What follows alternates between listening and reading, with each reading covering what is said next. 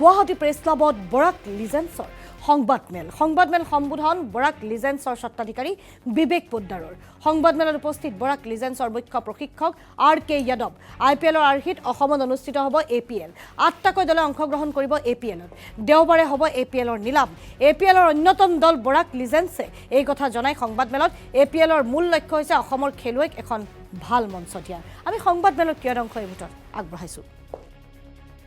Assam premier লীগৰ জন্মটো কি হৈছে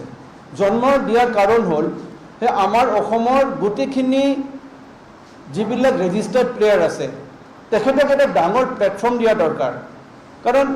আমাৰ ভৱিষ্যত খালি আসাম প্ৰিমিয়াৰ লীগ নহয় তেখেত IPLও খেলিব ৱৰ্ল্ড কাপো খেলিব সেইটোৱে আমাৰ চিন্তা আজি আসাম ক্ৰিকেট এছ'চিয়েশ্যনৰ যিবিলাক ৰেজিষ্টাৰ্ড প্লেয়াৰ সেইবিলাক ক'ৰ পৰা আহে সেইবিলাক আহে আমাৰ ডিষ্ট্ৰিক্ট স্পৰ্টছ এছ'চিয়েশ্যনৰ পৰা তাৰ মানে আপাৰ সাইডত আমি ইন্টাৰনেশনাল খেলা ভাবিব পাৰো আৰু যদি আমি পিছত যাও আমাৰ ডিস্ট্ৰিক্ট লেভেলৰ হেতুৰ এনকাৰেজমেন্ট হ'ব কাৰণ এই ডিস্ট্ৰিক্ট লেভেলৰ এতিয়া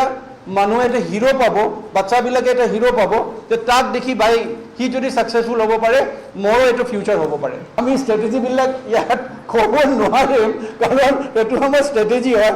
মুখ্য লক্ষ্য নিশ্চয় থাকিব উইনিংটো কাৰণ আমাৰ ৰেকগনিশ্যন হ'ব আমাৰ টিমৰ ৰেকগনিশ্যন